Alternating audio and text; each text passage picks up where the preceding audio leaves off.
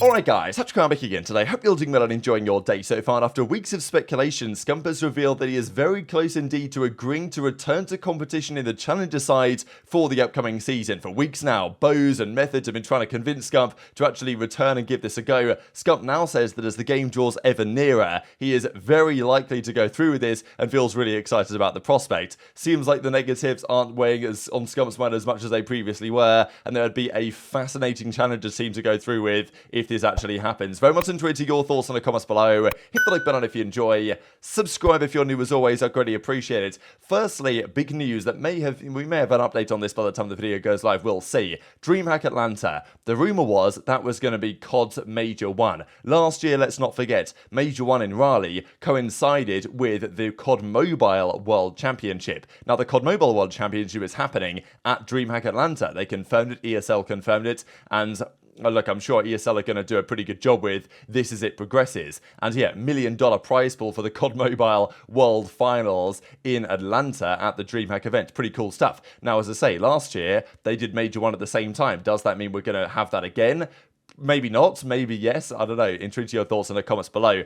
I hope that the league at least starts something in December. I don't know if we're going to actually have a LAN in December, which is what we would ideally like to see. But yeah, at least we do have some sort of COD LAN, which is going to be the COD Mobile World Championships, which frankly is a better game than they've delivered for the last several years here with the Call of Duty League side. I did also see some discussion on the snipers because there's been loads of clips coming out like this. I saw one from Octane the other day. This is from Drazah, right? And Drazah, okay, this guy's a pro player, but he doesn't snipe, really. Like, Drazah isn't the sniper for the team. He wasn't for the Thieves. That, of course, was Octane if they were going to do it. And obviously for FaZe, it's going to be Simp, I guess, if anyone's going to be sniping. But, you know, Drazah's hitting some shots. And yes, he's a pro player. Obviously, he's going to hit some nice shots. But you got to say, sniping's pretty straightforward in this game, really, from some of the gameplay that I've seen. And I do wonder what the pros are going to do about this, if anything, just because, well, I don't think they're going to be happy with the snipers in this state being utilized in the way that we might typically see. I don't know whether they're going to say, you know what, we're going to get rid of all the attachments, or whether, you know, obviously one per team and stuff.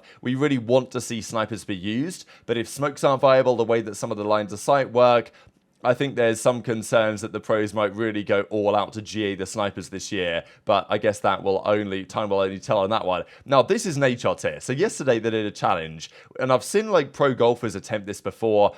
And often it takes them a good, you know, few hundred golf balls to hit one of these. So the plan is you have 500 balls to hit a hole-in-one, which is a very challenging thing to do. Many people have tried, many people have failed. But yeah, Nadeshot, so this 135 yards, obviously par 3, a beautiful hole actually over the water here. I think the setup for this is kind of interesting just because Nadeshot couldn't really see the hole. Like if you did this at a par 3, maybe on a hill or something, you could see down to the hole so you could see if it had actually got in or not. But so Nadeshot on his 79th attempt, nice smooth swing here.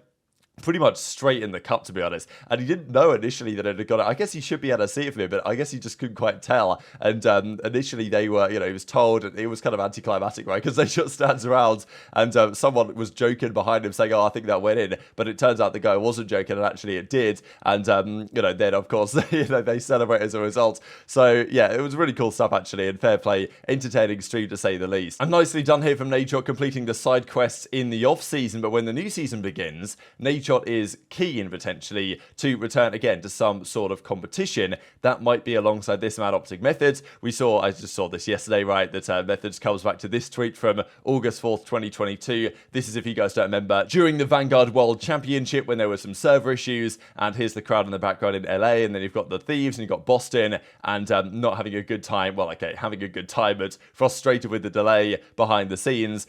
And of course, this was the series that eventually went Game 5, Round 11. Boston choked the Round 11 because they just ran down mid and did nothing for half an hour. And then Thieves went on to comfortably win the rest of the tournament. And even JurNii was saying the other day that he feels like if they won this Round 11, could have been a very different tournament on their hands. So JurNii and Nadeshot, and of course aBeZy, have been looking potentially, certainly JurNii and aBeZy, but also they've been looking to get Nadeshot involved, returning to play some sort of competition for the upcoming season. it's probably some of the best content they can possibly make is actually playing the game competitively when the game launches. And there are going to be kickoff tournaments, right? I'm pretty sure it's going to be Scump, MettalZ, Pred, and Shotzzy, I think is the team of 4 that they're going with to play the kickoff tourneys for OpTic. But then, of course, Pred and Shotzzy have to do real things when scrims start, and therefore they will need to be an alternative for the guys to play. Definitely the best content you can possibly make is actually playing the game competitively, and Scump has been getting convinced to try and do exactly that. So last night on stream, after getting back for everything he's been busy with, he actually said straight up that over time he has become more and more convinced that doing the challenges thing is actually a good idea. MettalZ has been trying to convince him. I know that we saw Hex say the other day that, like, Zinni, you just got to tell him to do it.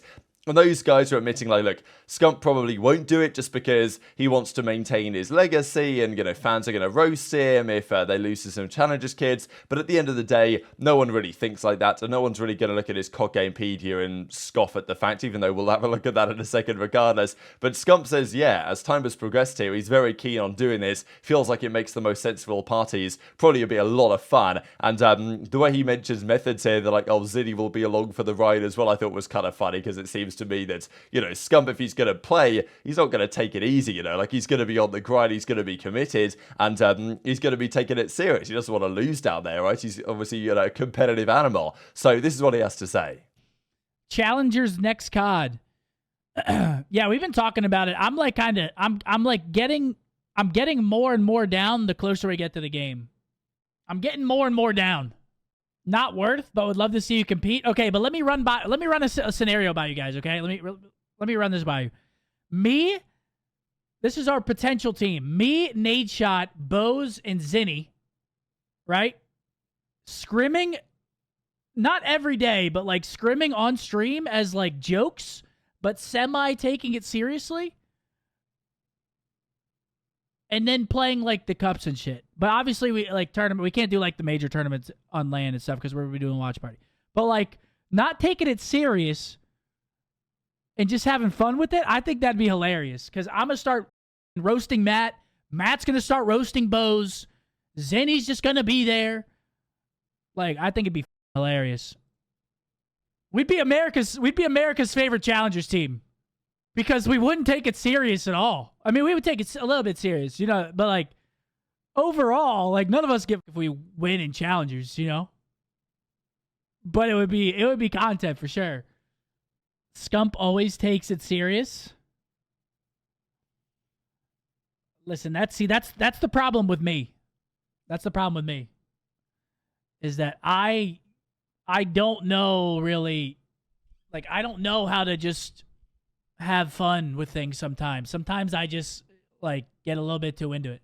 So this was teased earlier in the month where Scump said, you know, I might do it, I might not do it. And, you know, the general perception seemed to be that he probably wouldn't bother. And he would just watch from the sidelines as methods and aBeZy and maybe even Nadeshot +1 formed a team and had a good bit of fun. But that's the thing, if Nadeshot's going to play, I'm sure Scump thinks, you know what, this is too good of an opportunity to pass up. And I mean, look, as I said yesterday, there's a possibility here that OpTic needs a substitute player. We saw TJ today confirm that he's going to start in challenges. Okay, sure, you can start in challenges and be a sub, but someone needs to be the substitute. It could be Karma, for sure, and I think Karma would be a very viable, valid substitute. Like, if they needed anyone to step in on last notice, Karma wouldn't be a bad option, and they could sign a real substitute, as it were, from challenges who's playing the game day in, day out after a month or two of figuring out who the best option is.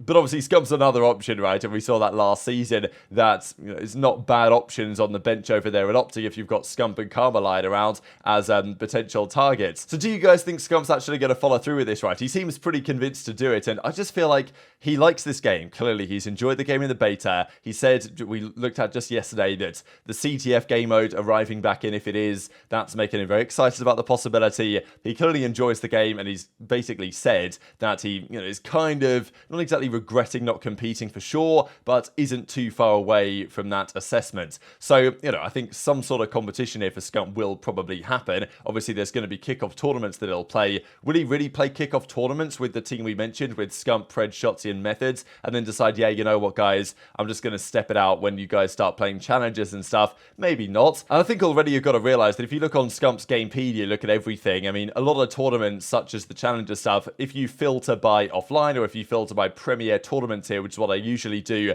you don't see any of that stuff. You only see the actual CDL and CWL games from back in the day. It's only when you look at everything where you see all of the things here. So, you know, the Flank Invitational, the OpTic Legacy match, which he won, of course, on that Ghost match they played a while ago. The off-season last year, of course, that they won both on Black Ops 2. So, you know, when Scump plays in these type of events, they still appear on his like career record. So there isn't really much difference to playing a few Challengers Cups as well and having them on the record also. So I don't really see why Scump should have to fear this, because it's also not like he's returning to competition to never return again, and like his final ever tournament result is going to be getting top 12 in a Challengers Cup. Like, he's going to play the off-season 3 next year, and he's probably going to win the Black Ops 2 Invitational again. So I don't think doing this would affect his legacy in a negative way at all. So, you know, I think Scump should do it, but of course I'm biased in this way. But so do the rest of the guys, it seems, on that team. And if that is the case, and Scump does return to competing in some form or another,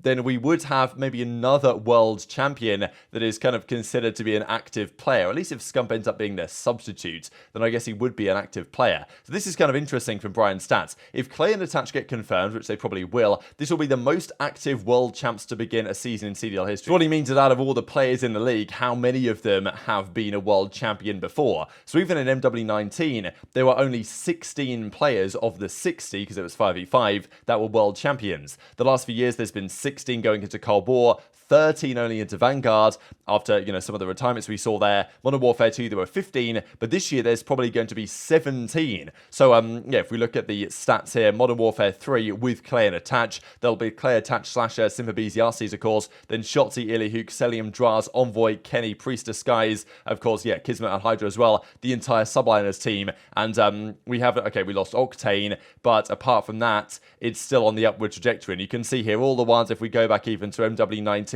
looking at the world champions we had back then.